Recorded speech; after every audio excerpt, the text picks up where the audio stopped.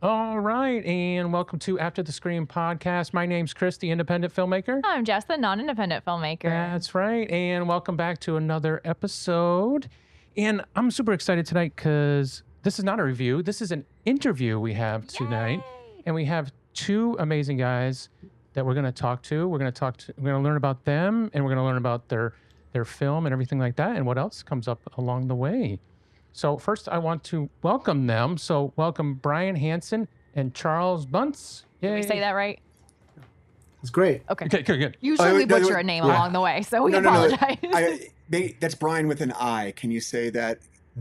Right. Brian with an I. Yep, Brian with an I, Hanson with an H, and Hanson with an H with an O. Yeah. Yeah, that's right. Thanks for having us. Perfect. Well, yeah, and thank you for being here. We Yes, appreciate it. thank We worked hard. We worked quickly, actually, to get on here. So usually this takes a long time. So we really appreciate you taking the time out to Come hang out with us. come hang out with us for a little bit. So yeah, I just wanted to introduce you guys for a little bit here. Brian, you're a writer, director, producer, editor. You teach at the Mount St. Mary's University. You volunteer at the Veterans Media Entertainment. You were U.S. Army, so thank you for your service. Yes, thank you. And you got started in the HBO show circuit there with Room 104, Barry and Perry Mason. Those are super cool. I'd love to talk about that a little bit too. So you've been doing it for a little while here. And then we have Charles Bunce as well. And you also are in the film department. You're the chair of the film department. That's right. I'm the Mount department St. chair. Yeah. Department chair That's at St. awesome. Mary's University. And you teach post-production, film history, genre studies, and you focus on horror, science fiction, and human rights. Which it's very interesting. Yeah, I love fantasy, horror, and sci-fi. I mean, if you look behind me, you can see I'm a huge Yeah, I nerd. saw all that. Yeah. Yeah, I saw the Star Wars, so I was like, yes, Yeah. Star Wars. So, and you're a writer and producer, and you were a co-writer on The Bunker, which we're going to talk about in a little bit. So once again, thank you for coming on. We appreciate it. So basically just want to get everybody to know you a little bit. How did you, I mean, you guys are both out in LA, and I assume you met working at the school. Is that where you guys kind of... It even goes back further than that. Mount St. Mary's University here in LA is sort of the genesis here. It's the center of this little bunker, black string cosmic horror universe. Charles can explain. Yeah. So Brian and I met in actually in the graduate program. We were both enrolled in the Masters of Fine Arts program, which was the inaugural cohort that launched the program. We just celebrated, in fact, our 20th anniversary of our undergraduate film degree, and our 10th year in the graduate degree. And so I'd already been teaching. Awesome. But in higher ed, to kind of get the coveted tenure positions, you have to have it's called a terminal degree, right? And so you get the Masters of Fine Arts, which qualifies you for that. And Brian and I met in that program, which is when he started germinating the idea for his thesis. You can talk more about this, but the Black String really was kind of germinated as his thesis film.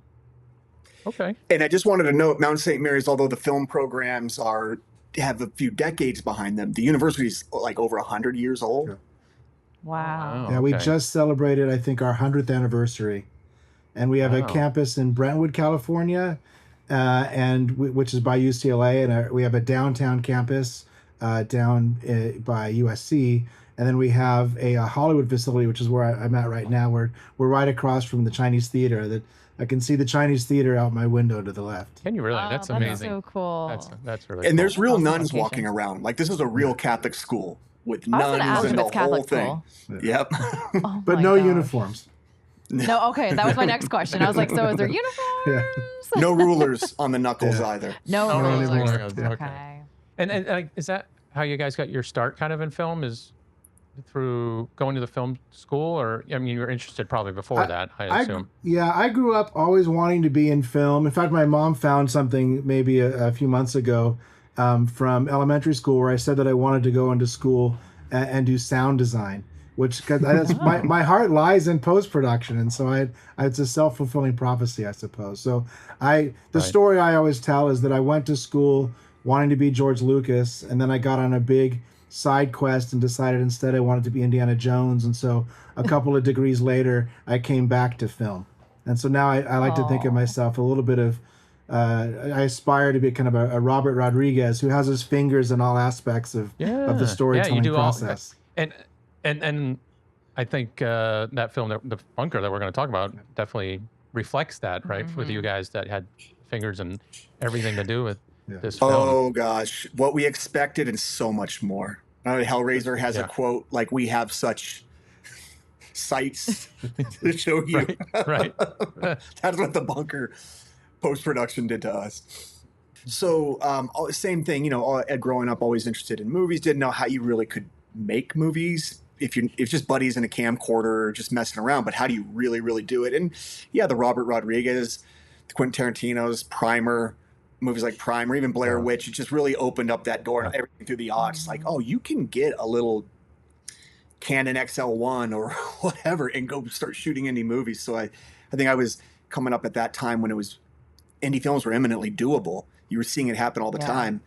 And I went to Cal State Northridge from San Diego into CSUN, which had a great film program, and then kind of was in LA doing it all, working as an assistant, working as a PA, writing, directing my short films, and bartending all over Hollywood, living the life. Primetime Paris Hilton reality TV era. I was all over town, seeing it all go down. And but I just knew I needed to like do something bigger in life. Kind of the Charles went on his Indiana Jones archaeology, you know, and history of antiquity degrees, and I joined the U.S. Army. So I volunteered for the 75th Ranger Regiment, Special Operations Unit, and made the cut. And then I was stationed in Fort Benning, Georgia. Movies were off the grid for nearly 4 years, always thinking about them, but just watched them and became an appreciator of movies. Deployed to Afghanistan 3 times. When it was time to re-up or re-enlist, I had joined later, and I was like, you know, I re-enlist, this is going to be probably the next 10, maybe 20 years of my life. So before I lose that, this was just supposed to be a little halftime, a little vision quest, you know, to come back to LA and come back to making movies. So, you know, you want to stay with your team and like keep moving and growing within the organization. You know, you're on a team. You don't want to let people down. But alas, I did not re-enlist, came back to LA, and not 6 months after I was out, I was at Mount St. Mary's with the GI Bill. God bless the GI Bill paying for education. And that's where I met Charles, sitting in class at Mount St. Mary's. So since then, it was like I also got a side, not a side job. I at the same time I was going to school with Charles at Mount St. Mary's, I got a day job at a production distribution company called Vega Baby. And I really got to see from the inside how movies were put together, not just the indie hopes and dreams, short films, but the nuts and bolts conversations. And that empowered me to understand how to go make a little indie movie that will have commercial viability instead of just a pure passion project, which you don't know what's going to happen when you're done with it, or how to make it commercial. So that's about the time that Charles and my path aligned there in the classroom at Mount St. Mary's. Well, that's awesome. I think that seems like an invaluable experience, because a lot of people, I feel like filmmakers don't get that side of it, of what to make and how the end product is to get to the end goal. Because you are just like, oh, passion project, this is going to work, but it doesn't always. Not everything is going to end that way. Pan out, yeah. We would get, you know, 5 movies a day submitted to us from sales agents, and now good buddy, my old boss, mentor, Sheldon Brigman, who was running the distribution side over there, he just had very straightforward questions, you know, who's in it, you know, how long is it, how, you know, what's the quality of it, but really who's in it was always the first movie, because you have to make, you know, a distribution company needs to be able to differentiate. When you're getting 5, 10, 20 movies a day, they have to have a filtering process. So I saw some awesome movies, that great indie efforts out of Kansas, out of Ohio, out of these places that look like just beautifully shot indie level cinematography films, and these films never got picked up, and they never found like a commercial place. And quite often it's because they just didn't make that one commercial casting decision. And despite everyone's great effort, distribution companies have too many other options, you know, with Yeah. recognizable cast, if you will. So it was a real wake up call from the passion side of a filmmaker who's like, me and my friends, and we're going to go for it. And that works. Blair Witch, Paranormal Activity. Right. Like there's plenty of examples of that happening, but I really got the business side of it. Like, wow, this is what happens when you hit submit to your film, even to a film festival. It's like, this is how you're being critiqued and judged. So that was an eye-opening experience that definitely balanced my super uber indie passion side. Yeah, and I feel like it's so beneficial too because there's so many people out there that are making these indie films and we've been around them. You have so much longer. And it's like they don't have the back knowledge or the nuts and the bolts of what it is really, really going to take. And like you said, if you don't have that recognizable name, it's almost like, you know, your film might never get seen except on the local levels. And Yeah. it's just kind of sad because there's so many people out there that are such great filmmakers and they've got what it takes, but it's just that one little nuance that just gets somebody. But Exactly. You got to learn to play the game, and you have what you have. You got to Yeah. work with what you got. But then that's where you learn to scale the size. Okay, if you're not getting a recognizable name, don't go spend $1 million, right? Like Correct. keep it low. You know, go make your passion Right. project, but don't mortgage your house on it. You know, like you have to know what your realistic chances are. And if you're going to Yeah. go for it, but keep the price point low. Can we talk about it? Can we talk about it now? Yeah, we can talk about it now. The bunker, that started. When did that start in your mind? Because that was the culmination of you two together, right? Trying to come up with that project. It started right where Charles is sitting. Okay. Yeah, we were in, you know, COVID, like the shutdown had happened, and so the students weren't able to come on campus, and we had this empty facility, and it really was, what can we do with this while we have it, right? We've got this, we have the time, we have the space.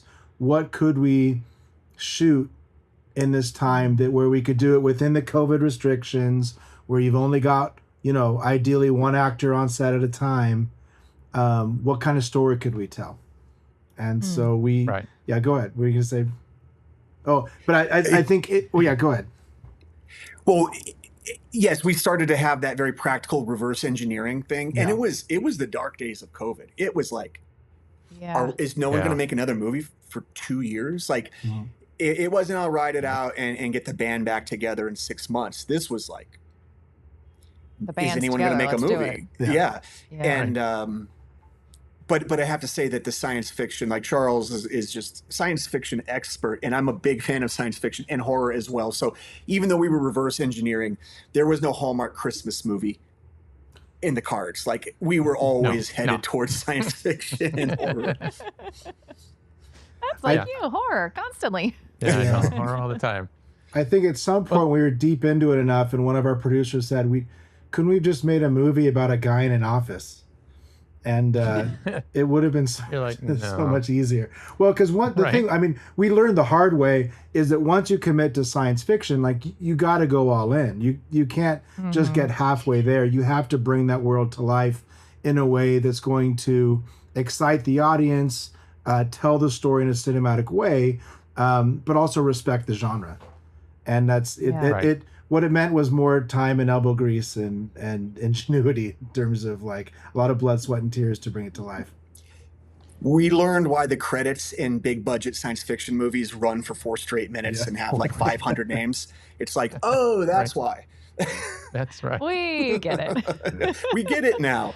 Every single Yeah. place that camera swings, if that isn't Yeah. science fiction or over their shoulder, if that screen isn't showing something, what's on the screen? You know, what's the data that's being shared? Just on and on and on and on and on. Like, I did notice it's that, mini especially- productions within mini productions within mini Yeah. productions. Yeah. Yeah. Now that you've said it, it's like, oh, okay. Well, yeah, and I know because you watched. She hadn't seen the film. Yeah, I watched it last night. She watched it last night, so I watched it again last night, and I started noticing when you start watching things over, you start noticing, and it's just like you have stuff running in the back. There's a big screen of this going on, or you're running a test or something, and that's something else you had to shoot. You had news footage that you had going on a lot too, and it was just like all that stuff comes into play. You have to make all that.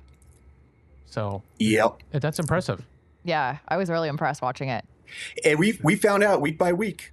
It's like, okay, time to put something on this screen. What's it going to be? And literally, that could turn into a whole 2 week little side operation, side project, if not more. Like, it really, yeah. So, for all the sci-fi heads out there, you could do the lo-fi sci-fi again, bringing up Primer or Her.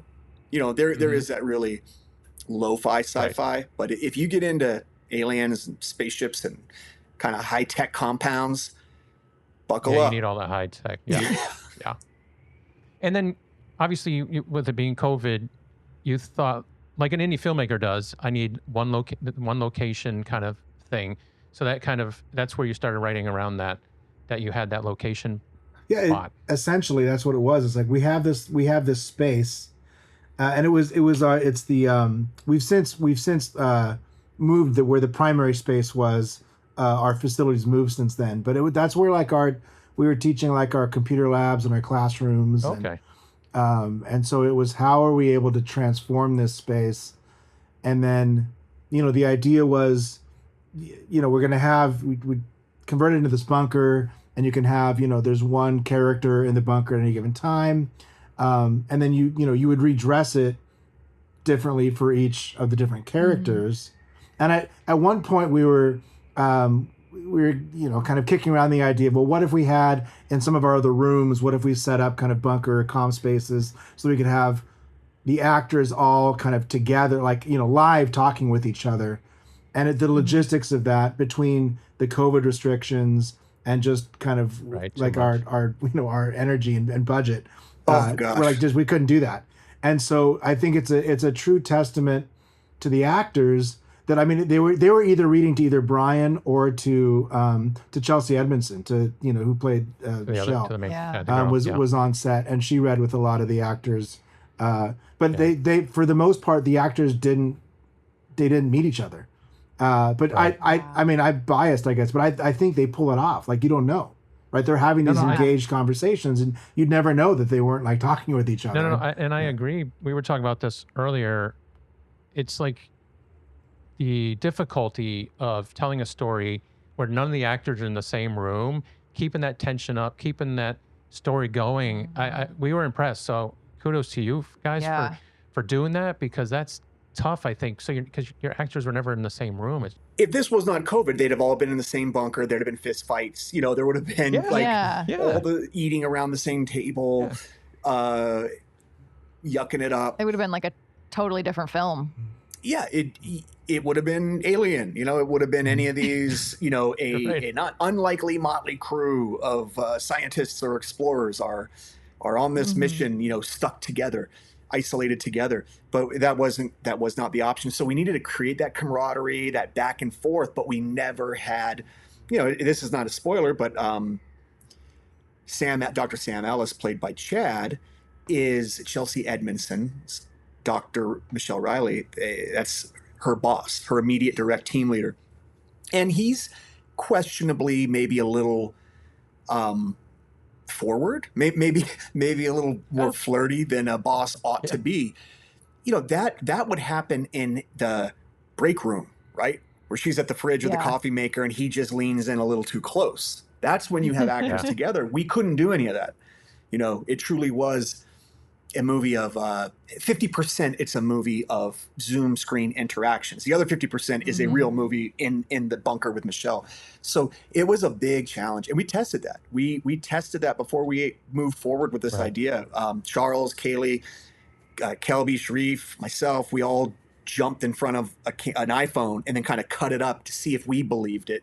And then knowing we'd bring real actors in, to include Sharif is a real actor, that could bring that real energy to it and plausibility. We were confident, but we did test it. We didn't just go on a lark and hope it worked out. Right. Yeah. Right. And speaking of that scene, I think Sam brought that across. Before he even spoke, I could tell he was being a little like flirty to her already. So I'm like, I already knew what he was going to say before he said it. So kudos to the way you guys directed it and his acting, and his acting, obviously too. It conveyed, even though they were not even in the same room. So it worked. It worked. Mm-hmm. And we wanted this to be fun. Like, we knew right off the bat, going back to sort of the design, when Charles and I were, getting this thing going. The space was very austere. This was not a pink flamingo hotel, and we turned it into a gray bunker. A lot of that, you walked in and you're like, what could we do with this place? It's like, damn, it kind of already looks like a military bunker. You know, it kind of was halfway there. And then we started testing. My ranger buddy, who's also a carpenter, Mike Taylor, who worked on the film, he's in it. He's the other military driver. He came over and we went to Home Depot, bought some stuff. And on a good old-fashioned office door, we took the door off and we said, can you build a Star Trek door? Again, we were testing the Zoom. Could we do this back and forth Zoom? And it feels like people's communicating at the same time. Mike's down the hallway with Becca, building these little test, spend $200 and see if it actually works. So we kind of slowly creeped into, can we pull this off? And the other thing is, we knew that this was a fun movie. This is not Annihilation or Arrival. That's super hard science. Scientists might actually do this. It's fun. This is like, again, the motley crew of scientists. We know we're here to find out who makes it and who doesn't. So we really wanted to create characters that all worked well, kind of against each other in certain personality traits. Like, you got to have the class clown, you got to have the grouch, you got to have the upbeat person, you got to have Michelle, the underdog who doesn't think she has what it takes. So it was really put together. And then, of course, Tony Todd coming in as sort of the patriarch of the group, the old military guy who's,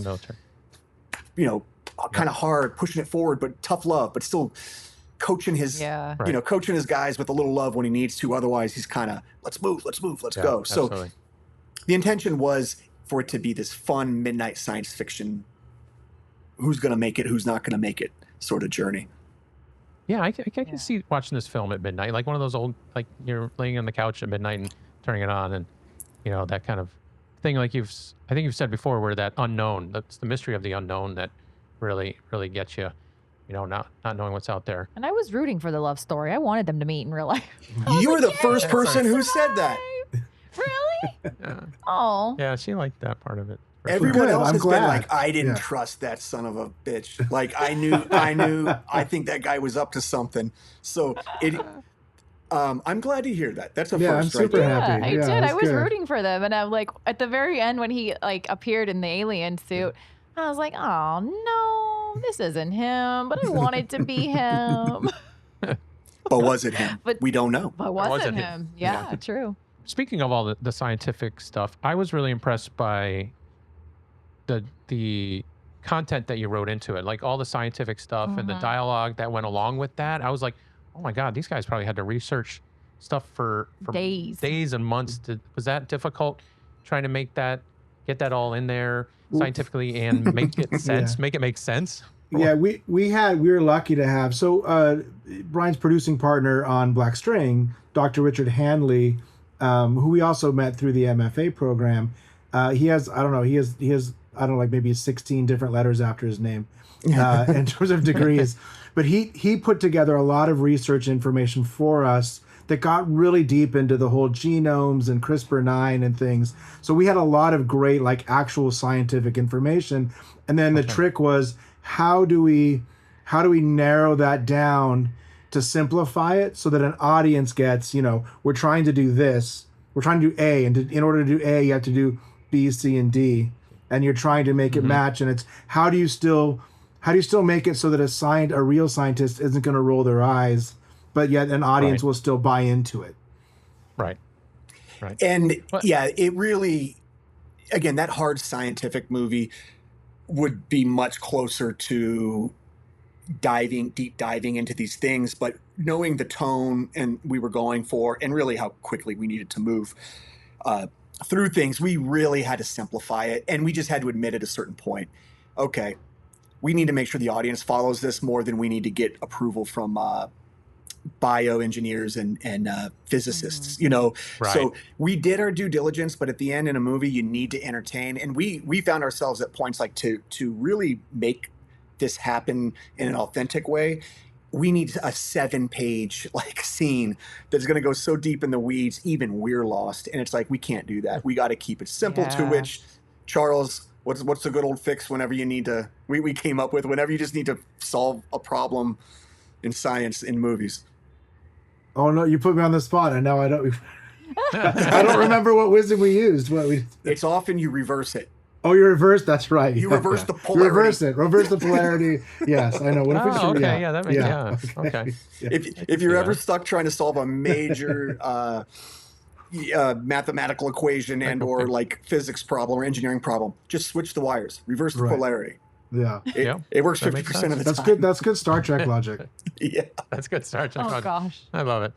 No, but it worked because usually like there's those scientific movies that you're just like, what the heck are they talking about? You're so lost. And then you go to the other end of the spectrum and you're like, really? So I think you guys had like the perfect balance in there because I was glued to the TV watching it last night. I was like, oh, okay. Yeah, it made sense. Yeah, it made sense and I understood it. And I'm blonde. Thank you. Thank you for that. Blondes have more fun. So we do. And we can't go over the two amazing actors. I mean, everybody was amazing, and everybody on there has done some amazing stuff. But when I saw the poster and everything, when I was going into the theater with Tony Todd and Tobin Bell, I was just like, wow, that's amazing that you got those guys to come on and do the film. So how did that all come about? Well, when we were moving forward, like, okay, we got the Star Trek doors and we tested things and we sort of pre-light tests. And we got to give a big shout out to our DP Roman Zenz and our gaffer Lucky, who it was a 2-man show that shot and lit that thing. We did have a little help here and there. My buddy Chad came out to help AC a few times, but I'm telling you, those two guys made that happen. Moving. I can't believe it. I can't take a look at that thing. That was two folks. No, that's two guys. That's amazing. On camera and the G&E team, literally just two covering all those roles. I would have never guessed. Jeez. It was amazing. But nonetheless, we were like, okay, we're going to do this. And we went out to the good old angel investor to see who's interested to come in. And again, we won't tell you how much we spent, but it is really small and truly independent. I mean, right. It was a lot of blood, sweat, and tears, but there were certain things that obviously had to get paid for. Also, a lot of in-kind donations as the indie movie needs.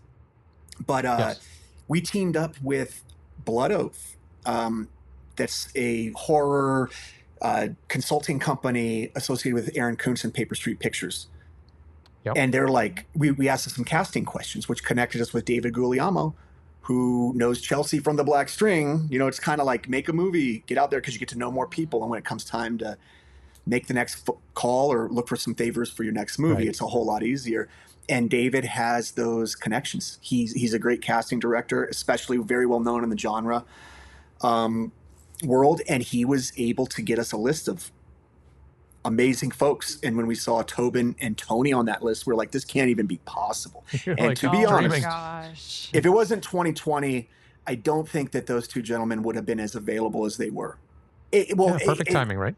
It was passion. Like everyone understood the moment in time we were. Everyone bonded together. It was sort of like we're making a bunker movie while all stuck together in a bunker, isolated. Right. So there was just a lot of camaraderie, which we're not the only filmmakers who had that experience making a movie during those tough times. So Aaron Kuntz, Cameron Burns, Paper Street Pictures, Blood Oath, and David Guglielmo came in to sort of give us another level of access to people that I couldn't have picked up the phone and just talked to their agents. That wouldn't have happened. And I'm sure they wanted to work, because like you said earlier, like nobody knew what was going to happen and when you're going to make another film and if you're going to make another film. So those guys are probably like, yes, let me help you guys out. Yeah, I think that they were really down with that gumption of just that DIY. Let's make it happen when it's so hard to make it happen. And the roles, we didn't ask them to come in and be Jigsaw. We didn't ask them to come in and be, another version of the Candyman. We really wanted to give them something fun and memorable. And I think that they're in maybe a kind of an Obi-Wan Kenobi place. We keep it, we put question marks and you still wonder maybe who's who and who's coming from where, but we wanted to give them something different and not just ask them, please be, your iconic villain. So I think they really appreciated that chance to show another side of them. Yeah, it was interesting because last night I did see a little Jigsaw come out though, because it's just such an iconic voice And the way he was saying things, we were both like, ooh, like there he is. Well, But he was playing that dad. Yeah, he was like that dad character, but it was still also that dad character in there with that. if you're not home by 10 p.m., you are grounded for 2 weeks. That can sound very That was Jigsaw to any teenager. That's right. I'm like, oh my God. Because you feel like, oh my God, what's going to happen to me if I don't get home by 10? You know, well, you're going to be in a place you don't want to be in, and your right. life depends on getting out. that So kind of thing. Yeah. we wrote, the script was written, we shot everything, and one actor on set per time. But in post, Charles had just one of the great ideas for this project because it was Tobin and Tony. You have to show the showdown. Yeah. He's like, these guys are never in the scene, any scene at the same time. So we had a great idea. You could talk about that, Charles. Yeah. So it really was. We had these two iconic actors, and it'd be such a waste to not have them interacting, and the way that the script was written, it wasn't written that they ever crossed paths or interacted, and so we have this fantastic scene where Michelle is kind of having this meltdown, and it really is kind of this a debate almost between the two, kind of for her mind, right? That in terms of trying to get into get a hold of Michelle's character's mind, and so I think it was a good crossover that really let them play off each other in that great kind of edited way. That I mean, we that's I feel like, I don't know, we didn't want people to come into the film thinking that they were teaming up and that they were like kicking down doors and taking aliens out, but this was that iconic moment when we got to see them on screen together. Yeah. Yeah, because they hadn't done anything together, right? I don't think. No, to the best of our knowledge, this is the. And speaking of Tony, he really got into the character, right? I think I heard some stuff. He really wanted to know more about the military side and really getting into that character of that kind of hardened army guy. Both Tobin and Tony gave us so much time, even though they were on set for one day doing a lot of work. There was phone calls and Zoom sessions ahead of time in which they treated us like we were their only project.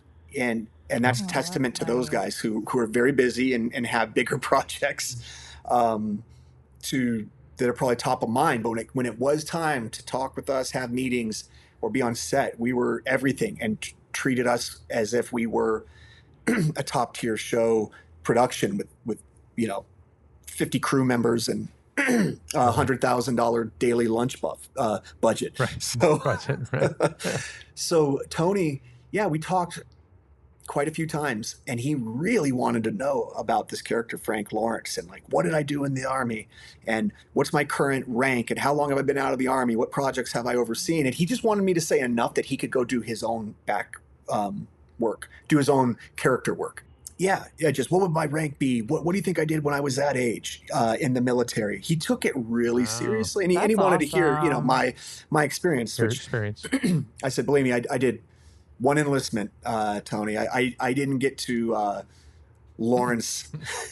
I didn't get to Lawrence's level. 40 years in military and government work, but he took it real serious and had fun with it. And then even when we got on set, he would just get something from props and put it in his hand and be like, this is his daughter's little plushie when she was a baby, and he took it into the bunker with him to remind him. And then so there's scenes where he's kind of just got something in his hand he's playing with, or just all these ideas. And I'm like, wow, let's do it. Wow. There was a couple that we said no. this one, he the pencil. I don't know if I have a pencil close by, but we had this on the desk. We had this, a little pencil container, and he grabbed this yellow number 2 pencil, and he's like, I'm just going to play with this thing. And it was glowing like a lightsaber. It was glowing like a lightsaber as he was playing with it. And I'm like, well, okay, he's had so many good ideas, but we can't do this one. It's just, it's distracting. I have to say no. Yeah. So I'm like, hey, Tony, let's do one. Let's put that pencil down. It's pretty distracting. And he's like, but I like it. And I was like, it's glowing. We're getting distracted. And maybe we can get you a dark pen. And then he just looks at the pencil and he breaks it in half. And he's like, nah, the moment's gone. Oh my gosh. And Oh my he God. did it the way we needed it and did it great. But that was one of those awkward situations where a veteran, talented, iconic guy is coming with so many good ideas, but sooner or later there's going to be a couple things where, as a director, That you're don't like, work, and you got to tell them no. I Like, gotta yeah. say no. Well, that's just funny. He's like, no, I don't want anything else. I'm like a child. He's like, I'm good. I'm Nope. good after that. Snap. I'm good. The Yeah. moment's gone. Talking about Tony and Tobin, but you casted a great bunch of people. I was really entertained by every single one of them, and even Chelsea, just commanding the whole film there. I was really interested in just her story and following her all the way through, and I have to commend you guys for that too. Was it the same way with finding that? How was it difficult finding all the characters that you were looking for as well as you Well, cast this film? With Chelsea, we originally wrote Dr. Michelle Riley as Mike. I don't know, Charles, when did we make the switch to Mike became Michelle? Well, I can't remember what it was. At some point, Chelsea's name came up, and we'd worked with her in the Black String, and she was amazing. And I don't know, somebody floated the idea to her, and she was really like interested and got really excited about it. And at that point, we're like, well, heck, like what if Chelsea's interested in the part? Like, let's explore. Like, what would that mean? And we kind of, I don't think we looked back. Well, she really took it and ran with it because she did Yeah. a great job. Really committed. Amazing. Yeah, well, time and place. In a moment like that, you want someone who's committed and talented and going 100%. And Chelsea brought that immediately. So yeah, it was a no-brainer. It's like, all right, Dr. Because she Michelle had Riley. a lot going on, right? Yeah. I mean, she had her family, that she was leaving that was upset, and her dad, and then, trying to be a female in that team and trying to get the pushback from that, and then trying to solve the world's problems all at one time. Yeah. That's a lot to put on somebody, and Well, she did. She did as good. as Dr. Finley Barlow called her, Malibu Barbie. We had Yeah. to. She is a leading lady type. She played a femme fatale. She's an attractive gal. So there's no way going into and on the younger side, she's old enough to be a scientist, but let's just be honest, getting put on this mission, there's going to be questions asked. And Right. Finley Barlow and others did bring up the fact that you don't look like the typical physicist or microbiologist who'd be down in a bunker with us. So we used that instead of just ignoring it. We used that, like, bring it up, Right. make that the thing that Right. she's getting unfairly called out on, and she has to push back against being doubted. And it Yeah. did impact, I think, how we were casting the rest of, because we didn't want it to be like 90210 Underground, right? I mean, we couldn't Right. just have like all young, pretty people being the scientist. I mean, I Yeah. guess we could have, but like we didn't want. Right. We made the great decision You not to didn't go want it to that go. way. Yeah. Right. It- That's so understandable. Yeah, so from there, David cast a couple folks. We did self-casting through friends that we knew could commit, having done other movies. Chad is a friend of Chelsea's and a great actor. And that's where it just was like, yeah, Chad is also a little bit more of a kickback, outdoorsy guy than maybe the buttoned up, nerdy scientist. Like, he's kind of SoCal, outdoorsy guy. So that as we SoCal, brought yeah. people in who we loved their acting and we could trust them in this filmmaking adventure we're about to go on during COVID times, we started to nuance the relationships. And there's no way a guy like him and her aren't going to have some chemistry. Like, Correct, yeah. the Mhm. elephant in the room is like, Right. there's a little Right. attraction here. It's just natural. So there's no way we could avoid that. Cullen Douglas, great actor, longtime friend of mine, also in the Black String. He played Finley Barlow, who's going to be the old sort of chauvinist grouch, Right. who's not afraid to say some uncouth things, but he has his own arc, his own like little character Yeah. growth. And then Debbie Fan as Denise, Dr. Denise. She just brings the motherly, I've done this Yeah, I for a was gonna say career for a motherly. long time presence. And then Sharif, who's one of our producers as well, longtime friend again, also in the Black String. He brings the class clown, if you will. Like, he brings the Yeah, Yeah. kind of overt goofy comedy. guy. Yeah. Yeah. Yeah. But we were talking about it last night too, after we got done watching it, is that everybody played their part so well. And it's like every single character that you saw on screen was so believable and you were invested in everybody's story. So it wasn't like, oh, I'm more invested into the cutesy couple than anybody else. But it was, everybody had their own story to tell. And I was just like hooked from the moment they all started talking about their stories and their backgrounds. And so I really enjoyed that. I appreciate it. And then Christopher Matthew Cook, who played the handler, 3-6 Alpha, he represents that steady, stoic military presence that is important in this movie because, well, what does the military really think? He's the only contact to the surface. So if he's really stoic, if he starts to get erratic or if he starts to have different behavior, that should tell you a lot. Like, something. What's happening up top if our cool, hardened military handler starts to show cracks, if you will. Yeah. So he was a really important to that overall and the ingredients of all the parts to make the dish. You had mentioned a lot about the DIY. You did a lot of this stuff yourself, right? Did you edit it or a lot of the VFX stuff or special effects stuff? Oh yeah. So Charles and Kelby, who also runs the film program over there, Kelby Thwaites, producer, they were also on top of Charles and I,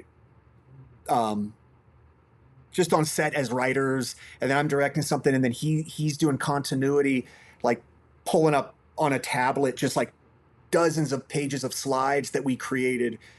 Like what shirt was worn in what scene, were her sleeves up last time we shot this, what was in the background, like it was crazy. Him and Kelby were also our sound on set production sound guys, and the amount of hats everyone was wearing. We had a crew on set, what would you say, about 15 people on set at most, I think, when we were at our height, because we had a good handful, like with art department would expand, and Becca Christopher, who's responsible for all the art design and for bringing the bunker to life with Penny's, and making that happen. So yeah, it was we were a small group, and everybody was wearing at least 3 hats. I mean, the actor who played Ben, Spencer Langston. Yes, Spencer was like he was doing like construction and art department and things. And then we'd be hey, we need you in the makeup chair, right, for your next scene. And so we'd have to get him off the ladder with a carpenter belt and a power drill in his hand. I'm like, man, dude. You're like, dude, your scene's up. Your scene's up in 10 minutes, bro. And he was an animal. He loved it. Like, I've never seen someone like love every single bit of making a movie 14 hours a day. They were committed, that's for sure. And everyone. I mean, too many people to name. It was the Bunce clan. Everyone, his daughters, everyone had so much to do what was going on. Everybody of our small team wore multiple hats and pitched in. And when we went to the post side of things, and we had some great artists, VFX folks, colorists. Andrew Baird of Paper Street Pictures, who colored and shot Shelby Oaks.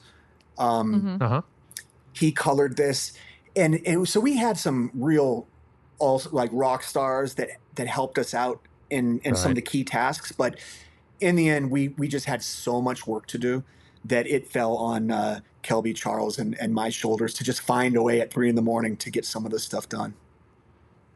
Well, it came out incredible. Like the hard work definitely paid off. That's just great testament to indie filmmaking there, and everybody out there that's trying to become an indie filmmaker. You just got to find a way to figure it out and do it. To the point where I'd be editing a scene. I'm like, Charles, I need the TV screens. Like I need all the maps that are whizzing by and all that. And he's over there like, oh, I got to export. And then Kelby's on his computer learning how to 3D model alien drones and aliens walking around, and just on YouTube and Reddit threads, just figuring it out. How do you balance your personal and professional aspects when it comes to work?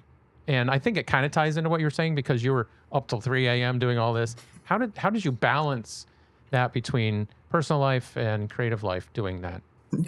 He's like, Brian, you go first. Well, I have it easy. Well, to be fair, so I have a day job, right? I mean, I teach and run the film program at Mount St. Mary's, and so for me, it's an opportunity. I'm always looking for chances to be creative and you can't do too many at once, but it really is. It's like, well, I got to do Mount St. Mary's up until this point, until I can check all these boxes off in terms of being present and making sure I'm fulfilling my responsibilities. Before it's like, okay, well, now you got to switch into filmmaker mode, and it is, sometimes it means it's the late nights, right? That's just kind of how it goes. And that was one of those things that early on, when we were first developing it, I was like, hey, I can get more buy-in from my family not seeing me if we can involve my family in the production. And so that sounds familiar. So we're all in it together, right? In one way or another. And so that's kind of how it worked out for me. In the Bunce clan to extended family came in, and we had to tear that set down and get out of that building on our last day, which is one of the most incredible rap outs I've ever seen. And I think over a dozen were Bunce family members and or like next door neighbors and close friends. Zoe and Syfy, his daughters, just came through over and over again, building props, makeup, just everything. So I can attest to, and Becca, it was so much fun. Becca is such an artist in her own right and really into theater builds. And it was like, hey, oh, there you go. A movie set build is pretty much a theater set build. Yeah, So let's exactly. go. Right? Absolutely. Yeah, it takes a village, I guess, right? It took the Bunch village. Yeah. The Bunch village. I'm all in on the film making, so I'm more gig economy guy. So throughout this long process, I worked as an assistant on a few shows. So I would hit a period of time where I would tell the team, hey guys, I'm gonna be gone for 8 weeks. On lunch I can check in, at night I'll check emails and do what I can, but I'm on set on Barry or Perry Mason or things like that. So it was a real trip for me, because I'm going from directing and producing my own feature with Tobin Bell and Tony Todd, and then I'm a assistant on a huge HBO show where it's like, we don't really need your opinion, sir. That's right. But everyone was so kind, and people, everyone was interested in like, dude, you're making an indie movie. How do you do that? Because they know how to spend $50-100 million. And when you're in the low end of hundreds of thousands of dollars, you make every dollar count. They really admire that. And so that was a trip. I really was living two lives at times, like the tiny bit player in a huge machine, and then the director of a tiny project. And then I have to say, my wife is amazing, Yanni. She came on set too a couple nights. Mm-hmm. She's an accountant. This is not really her thing, but she's out there helping us build sets. And I think one of my favorite memories was it just you, me, and Yanni, Charles, for Thanksgiving? Yep. Thanksgiving Day. That's right.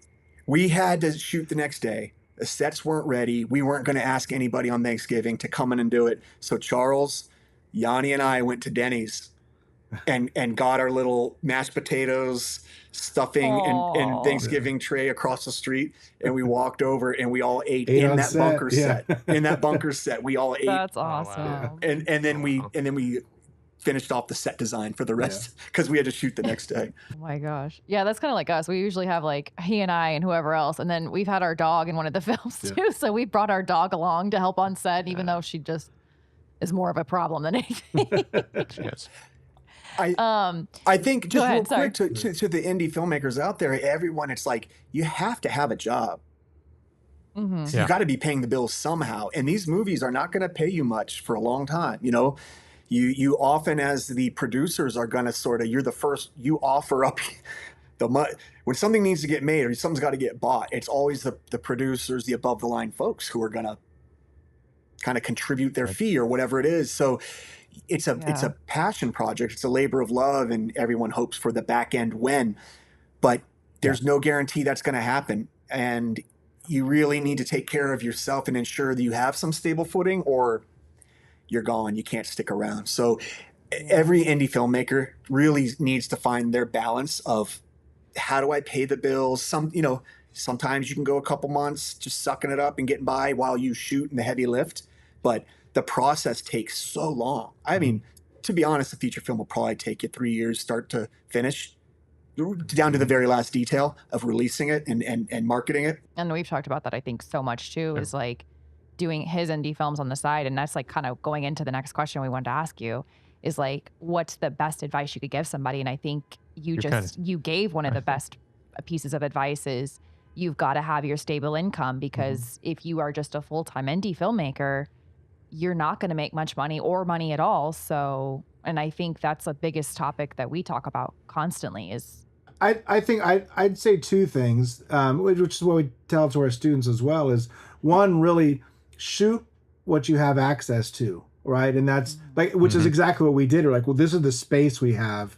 What can we do with this? And I think we dreamed a little bigger than I think we necessarily maybe intended, but to a good end. And I think so really is what do you have available to you, and shoot to that. But the other thing is just shoot, like do something. Like I feel like if you wait too long, like, well, I'll do it when I get to this point, or when I get this much money, I'll do it. Just make it. Like there's no excuse now with like how good cell phones look. You can make cell phone, and the technology for post is getting so good. And it's changing like every 3 to 6 months in terms of what you can do in the post is getting better and better. Just make something and get it out there. And if nothing else, you're at least going to learn skills while you make it, and then remake it better the next time. I think if you just, make stuff, I think is really just the thing is don't wait. Yeah. That's me. I do it the hard way. I learn from doing it. And I'm like, oh, okay, I won't do that again, kind of thing. That's the best way to learn. It's so important. And then maybe if you want to talk about the professionalization, establishing, okay, here's my first feature, and now I'm sort of building a brand, and I'm looking to turn this into something that I can get hired to do and carve out a career. Number one is you got to be more patient than you ever thought. Even if you get your first feature done, you're probably still going to have a day job, and probably after your second. And you've got to find a way to hang in there. And I also sort of have like a lily pad theory, or in Minesweeper the game. You can dream about all these moves you want to make, and I'm writing this script, and I'm going to send it to A24, and I know someone over there who might take a look at it. People end up spinning their wheels for 5 years on these big moves. It's too big of a move. That you got to look at the lily pad. Too big a jump. Yep, you got to look at the opportunity that you have immediately in front of you or to the left of you, and there might just be one. I can't raise $75,000 to go make this cool indie flick. Can you spend $4,000 and go make a solid short film? What can you take action on that you believe you can really flex your brand, your vision, your voice? Go do that, because it's better than sitting around for 3 years saying, oh, this is going to happen. This is going to happen, to Charles's point. And then you do one, and then now 2 opportunities open up, And then you find yourself 5 years later, and you're like, God, I know these people at the film festivals. I mean, Chris, we hung out at Horror Origins. Like, and now you're on the show. So now I'm on the show. That's how it happens. It's like we made the Black String, which then we met David and everyone over at Paper Street Pictures, and then they're on board helping us produce this movie. And the little moves do add up. They do add up. So instead of being paralyzed, like, how do I get all the way across the river or all the way across the freeway in one jump? Look for the strong, small moves that are available to you, because putting one foot in front of the other is how you're finally going to get there. So be patient. This takes longer than you will ever expect, and appreciate the little moves you can make. And I would also say that when you're done making all the little mistakes, or you're hitting, you can play the guitar, you and your band can play tight enough where you're ready to play shows for real, then be really cognizant of like what your vision and your brand is, and polish that thing. Even if it's a short film, polish that so you can put it out to the world. Because what people really want when they're ready to hire you or looking for someone is like, did I just see you do something that I want? Like, I want my movie to look like that. Kind of a little side note to that is, and we were guilty of it, people try to rush things and like, oh, I want to get it out by then, or I want to submit to this, and it's a work in progress. People aren't going to take the leap with you, man. They're not. They're not going to be like, oh, I'm sure it's going to be better. So just be aware, people really only read scripts once unless they're super close friends, and people are really only going to watch your movie once. So if you are prepared to put this out and say, this is what I'm capable of, make sure that thing is polished and shine and as tight as you can get it, because that's what you will get hired for, not what they imagine you could do better. Does that make sense? Yeah. Yeah, absolutely. 100%. And I think too, it's like a big thing you touched on is like you guys met at Origins and here we are. And I think the biggest thing is you've got to put yourself out there and network.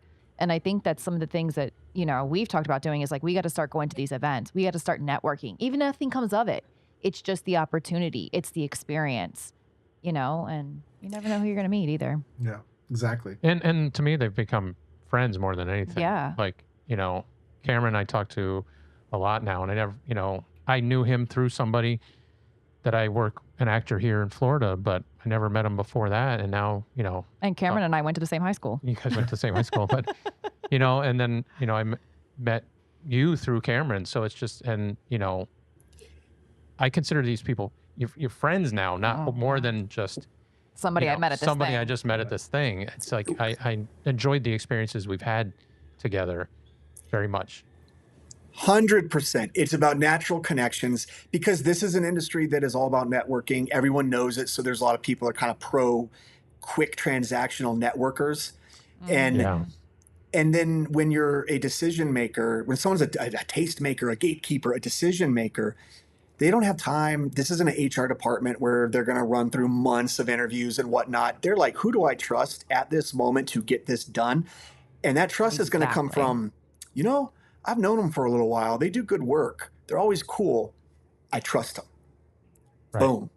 You know? So it is those organic connections that aren't forced and just come about from multiple casual interactions. And then, you go to these film festivals now and you haven't seen someone for 2 years, but it's just like old times. You see them out at Fright Fest in London, and it was 2 years, 3 years since the last time you saw them. Right.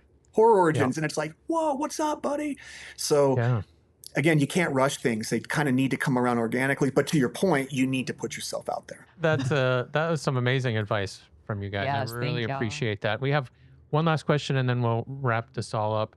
And we ask everybody that comes on, what is one of your biggest insecurities when it comes to creativity? I always like to talk about that because I know a lot of filmmakers, myself included, you know, have that like imposter syndrome kind of thing. So I didn't know if you had any that you could talk about just to help people out there that are watching, that they are not alone in this. No matter where you are in your career, there's always, you know, those things that everybody's fighting against at times. I have a really hard time getting feedback because I feel like putting your creative work out there, it's like it really is putting a piece of yourself out there, and so it's hard when you think like, hey, here's what I feel like is a nice polished piece of story that I've birthed, and to have people either not get it or say, well, I didn't, you know, to say all sorts of things about it. It's hard. And I think that one of the stories I share with the students all the time, and I reflect it back to myself, like when George Lucas first had his rough cut of Star Wars, he showed it to his friends, and his friends happened to be like Brian De Palma and Steven Spielberg and things. So, but all those guys, right? But they were straight up, and they were like, "Look, this has problems. Like the crawl's too long, and this isn't making sense." And these things, the people were willing to give hard, constructive criticism, but then George was willing to listen.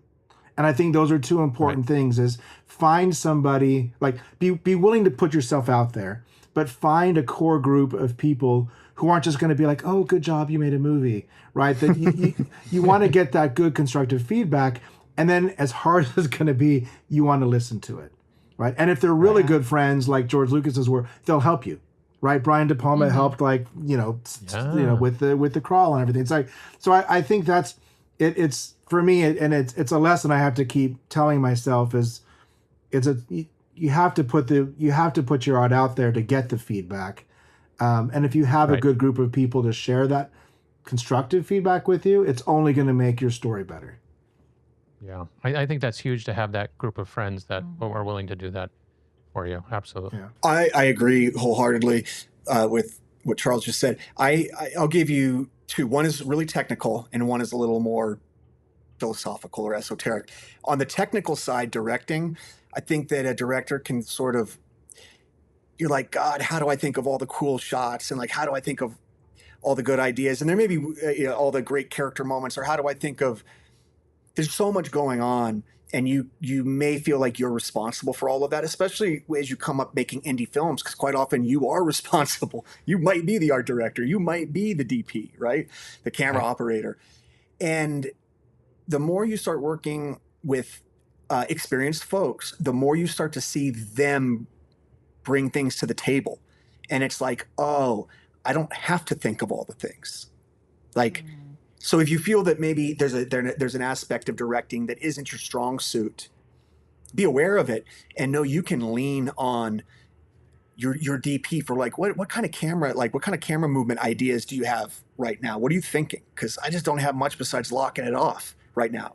And then, do I suck? Did I not? I should have thought of this more. And the DP's like, here's what I'm thinking. And wow, there you go. So, and that can come from actors. It could your writer, if you're stuck on something that's not working and you think you're failing because you can't fix it right here in the moment. Two actors talk real quick, they have a great idea. So I think that a director can feel like they don't have the ability to solve all the problems, and you don't have to solve all the problems.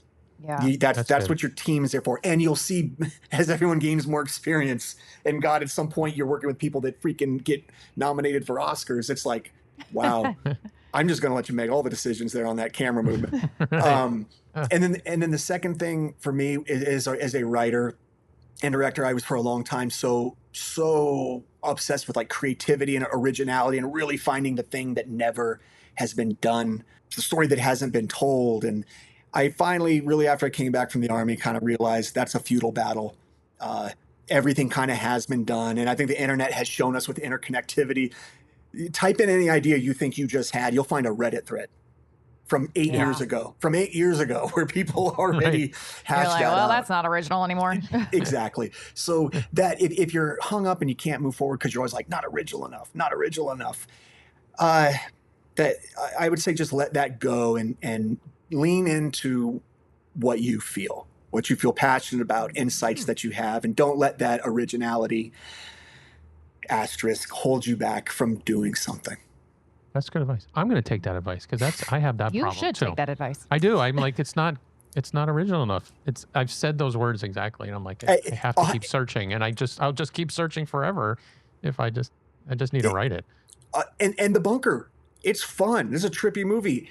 Have you seen this setup before? Of course you have. And we knew it's like it's like 5 different, like Twilight Zone and whatever things you've seen. Yeah. Actually, this was going to be the last, but I wanted to touch on the cosmic I love it. horror documentary that you guys are working on, because I know you wanted to talk about that, and it sounds very exciting. I just did a documentary short, and I'm like, oh my God, it just kicked my butt. So I give you props We're for doing a documentary. Documentary team. Never again will we do it. But it's an interesting subject. Yeah, sure. So, in this office here, late nights, those 3 a.m. nights working on The Bunker, Brian and I are both just big fans of cosmic horror. And we started seeing pop-ups on YouTube and things talking about it. And then there were a couple other documentaries, horror noir, and then there was the Dark Days, right? It's this like epic, like 3.5 hour about folk horror, and we're like, there's no documentary about cosmic horror, and then the more we looked into it, like, well, we should do this. This is something that we need to get into, and it's great because when you talk to people about it, some people are like, yeah, like I love that. Other people are like, I don't know what that is, and when you explain it a little bit, they're like, oh. Like, now that you've explained it, I actually really like that. I like those kind of stories. And there's some great debate between, like, is this horror, or is this cosmic horror or not? Yeah. And so we've kind of done a deep dive, and we've interviewed probably like maybe 85-90% of, I think, the interviews that we're going to get. We have a few left, and we're just kind of jumping into the edit right now, and we're hoping, and I'm going to knock on wood and say this out loud and regret it, but we're hoping, right, this is a 2026 adventure to get it out for people to look at and to see. And when you watch this in 2028 and the film's still getting made, we'll see. But yeah, but it's something I think that fans of the genre. I mean, I'm wearing my Lovecraft the Lovecraft Film Festival. We filmed there. Got a lot of great footage. Interviewed like a lot of great filmmakers and fans there that we have. And we're looking forward to exploring it and bringing it to the public. The tagline that we have kind of working right now is from Lovecraft to Stranger Things and everything in between. So we're tackling a little bit of the early literature and all the way on to Stranger Things, which is cosmic horror. So it is, yeah. It's really I like that tagline. Yeah. That gets me interested. Good. I was already interested, but that really should get people interested. We came up with this. That is not ChatGPT. We did this on our own. Nice. ChatGPT probably didn't really exist yet when we were bouncing that idea. You have to put that little asterisk at the bottom. Yeah. Humanly done. Human done. Yeah. So where can people find you on social media? Not in your house, but yeah. Not that comfortable. No, we need the full details of where you guys live. Yeah. Where can people find you if they want to follow you?